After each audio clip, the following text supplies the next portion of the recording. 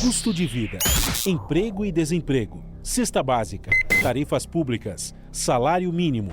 Agora, na Brasil Atual, a análise do DIEESE. E aqui no Jornal Brasil Atual nós vamos conversar com o Fausto Augusto Júnior, diretor técnico do DIEESE. Buenos dias, hermano, como estás? Bom dia, Rafael, bom dia a todos e salve os argentinos. Salve Argentina. Vamos falar com o Fausto Augusto o Júnior, o nosso querido Fausto do DIEESE, sobre a reforma tributária, a proposta e a expectativa da reforma tributária. Porque também existe uma outra expectativa, que é a aprovação da PEC da transição prevista para ser votada amanhã na Câmara dos Deputados.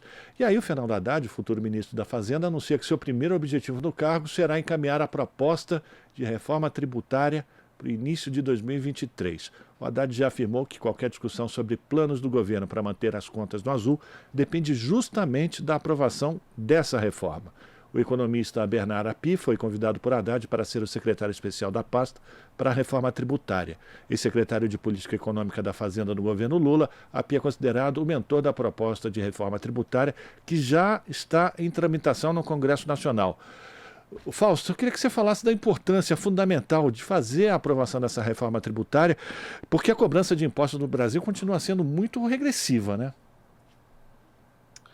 Sim, Rafael. Acho que esse talvez seja a grande reforma, a grande discussão que o governo do Lula deve encaminhar, deve travar junto com o Congresso ao longo de 2023. A reforma tributária ela é fundamental para que a gente busque, de alguma forma, executar muito do que o próprio presidente Lula vem falando e falou durante toda a campanha, que é colocar o pobre no orçamento, né? Para você lidar com a questão de ampliação orçamentária, de aumentar os gastos com saúde, com educação, com o desenvolvimento social em geral, você precisa olhar a questão fiscal e principalmente não pela matriz só das despesas, mas principalmente pela matriz das receitas. E as receitas, elas têm a ver com quem e como a gente paga imposto. Eu acho que essa é uma discussão que, de certo modo, há muito tempo se discute no Brasil. Tem duas PECs tramitando dentro do Congresso Nacional, uma do Senado e uma na Câmara. O economista indicado, Bernardo Api, é um dos mentores dessas propostas, de uma delas principalmente, mas que, de alguma forma, em grande medida, trabalha a ideia de você simplificar, né, a tributação, em especial a discussão de tributação por consumo, e você, de alguma forma, avançar numa discussão maior depois sobre a tributação sobre a renda. É claro que a discussão sobre lucros e dividendos ela é fundamental, a gente precisa começar a avançar numa tributação sobre aqueles que mais ganham e aqueles que, de certo modo, diferente de boa parte dos assalariados, nunca pagam impostos. É importante que a gente olhe com bastante atenção sobre a questão do imposto de renda, né? Não é possível que uma parcela cada vez maior dos mais pobres avance no pagamento do imposto de renda. O conjunto da classe média e dos assalariados pagam muito imposto. É importante que a gente avance no debate sobre, afinal de contas, que instrumentos de política econômica ali na questão tributária e que setores você vai acabar beneficiando com a enormidade de regimes tributários especiais que a gente tem e que deixam de arrecadar cerca de R$500 bilhão. Ou seja, o debate da reforma tributária é, em grande medida, uma discussão de colocar o pobre no orçamento do lado das despesas, mas tem que colocar o rico para pagar imposto. Eu acho que esse é o grande debate que vai precisar ser feito. É claro que a gente sabe que esse debate não é simples, esse debate envolve o conjunto dos estados, envolve muitos setores, envolve os interesses mais poderosos da União. Mas sem uma reforma tributária efetiva e sempre sem a construção de um regime tributário que de alguma forma seja mais progressivo do que esse que nós vivemos hoje, dificilmente o Brasil vai de fato conseguir ali avançar no seu desenvolvimento social e na busca de uma equidade aí, e uma distribuição de renda para a sua população. Sem dúvida, Fausto. E a gente sabe que existe um grande enrosco, né, quando se fala em reforma tributária, com relação aos impostos que são estaduais, né? O famoso ICMS. Mexer nesse vespeiro sempre foi um grande problema para fazer uma reforma tributária pelo Brasil inteiro. Cada estado tem a sua legislação. A gente sabe que já vem um pepinaço pela frente aí com essa medida do Bolsonaro, né? Quando ele mexeu na tributação do ICMS dos combustíveis para os estados, colocando uma alíquota única. Como é que você avalia a possibilidade de encontrar um nível de acordo entre todos os estados da federação para esse imposto, que é o principal imposto arrecadatório dos estados? Bem, esse talvez seja a principal dificuldade quando a gente fala em alterar a questão da tributação sobre o consumo. O ICMS é o principal imposto sobre o consumo, ele é de base estadual, ou seja, os estados definem a sua legislação. Claro que tem um grande acordo ali entre os diversos secretários de Fazenda, toda vez que vai fazer essa discussão sobre ICMS, mas de alguma forma já está maduro essa discussão de criar um imposto sobre valor adicionado, agora chamado de IBS, né? É um imposto de bens e serviços, que de alguma forma deveria e caminha para equalizar.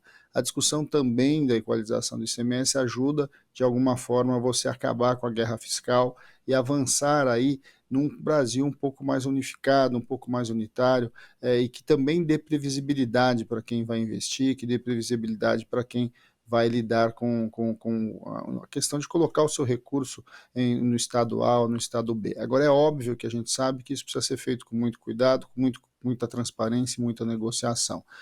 Mais de 50 bilhões foram retirados só nessa discussão dos combustíveis, e de alguma forma isso está impactando as receitas de todos os estados e municípios, em especial numa lógica invertida, né, em que você está incentivando o consumo de combustível fóssil, você está incentivando o uso do carro individual, ou seja, você está patrocinando, de certo modo, algo que deveria ser o oposto, né? Enquanto, por exemplo, o óleo diesel está mais caro, ou seja, a gente tem que reorganizar o nosso sistema tributário e que, de alguma forma, induz a lógica do crescimento brasileiro.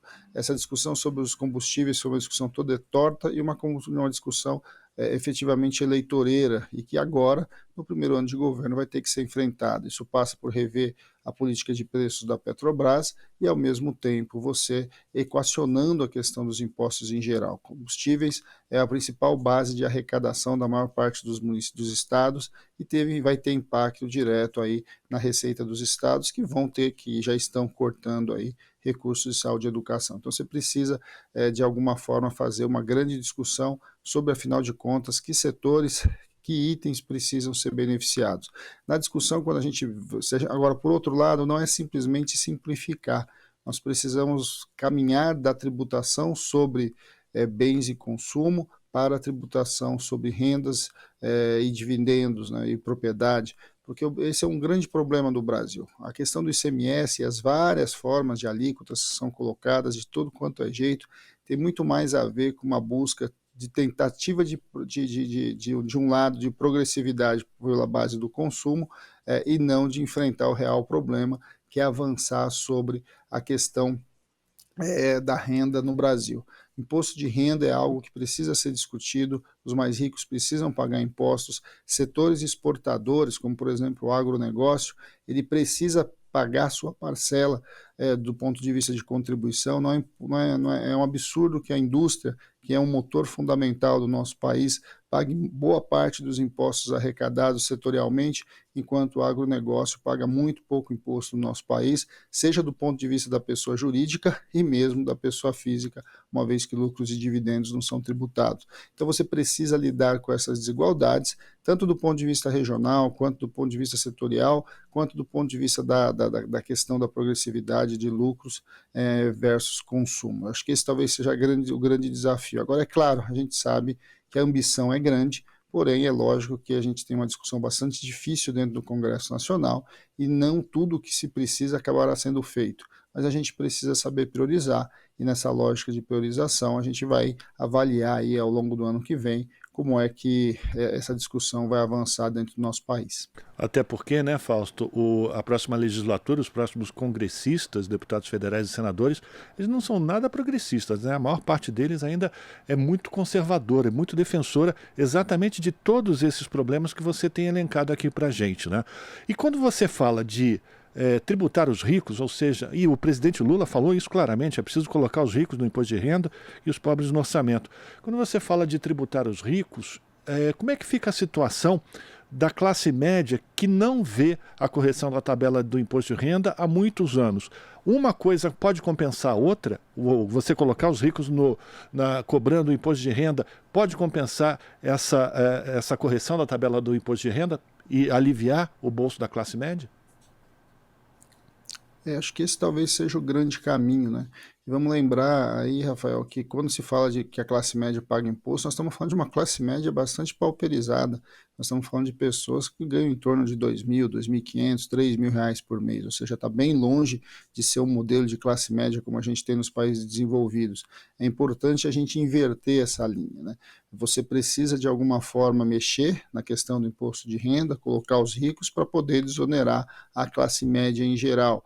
Você precisa mexer nas deduções, porque as deduções do imposto de renda são algo que, de certo modo, beneficiam os mais ricos, para que você possa, de alguma forma, começar a mexer nas alíquotas dos diversos itens aí que compõem a questão da tributação sobre o consumo. A gente fala muito aqui no Brasil, e é muito comum se falar que muitos itens são muito caros, né? Ou seja, porque lá fora você compra roupa de marca, lá fora você compra perfume, lá fora você compra isso, aquilo, muito mais barato, e isso, a causa disso é o imposto. Essa é uma lógica que, de certo modo, foi implementada no Brasil, que ao tributar o consumo, você tenta tributar com valores muito mais altos a tributação dos bens de luxo, porque você parte do pressuposto que quem vai comprar esse bem de luxo é o mais rico. Porém, na verdade, como você não mexe de fato na renda, você inibe o consumo de vários bens, não só esses, mas outros, e diminui a ideia, inclusive, de que a classe média e que o mais pobre podem e devem consumir produtos diferenciados. Vamos lembrar que uma das questões importantes, quando melhorou a vida aqui no Brasil, é que o pobre começou a comer iogurte, né, que o pobre começou a usar perfume, e no Brasil esses itens acabam sendo sempre muito tributados, porque parte do pressuposto que pobre só pode ter direito à cesta básica. Então, essa lógica precisa ser invertida, sair a tributação do consumo e entrar a tributação na renda, ela vai, de certo modo, acabar com essa distorção. Você, de alguma forma, vai igualar os produtos, vai igualar as alíquotas, isso vai avançar na possibilidade da gente ter mais bens e serviços disponíveis, até porque o mundo vai mudando, né? Ou seja, a questão da informática, a questão dos serviços digitais, tudo isso precisa ser revisto do ponto de vista tributário. E na outra ponta, alguém tem que pagar a conta. E assim, quem tem que pagar a conta é óbvio que são os mais ricos, e é óbvio que não é isso que acontece no Brasil, porque, como você mesmo disse, os mais ricos são aqueles que colocam seus representantes dentro do Congresso Nacional, que lutam ferozmente aí para defender os seus interesses. Insisto, né, se você pegar só as desonerações no Brasil, a gente tem hoje uma conta de quase meio trilhão de reais que deixam de ser arrecadados simplesmente porque esses benefícios, de certo modo, estão disseminados tanto por setores quanto por regiões e principalmente por setores que, de certo modo, pagam muito pouco imposto e deveriam pagar muito mais.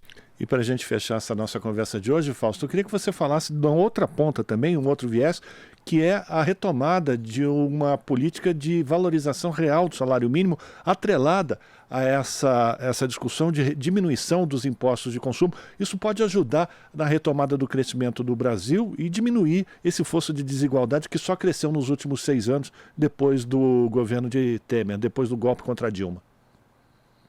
Bem, acho que aí é uma discussão para nós fundamental. A política de o mínimo foi a principal política de distribuição de renda no Brasil, né, depois ali da questão do Bolsa Família. Até porque o Bolsa Família ele é uma proposta de você garantir o básico, né, de você garantir efetivamente a segurança alimentar.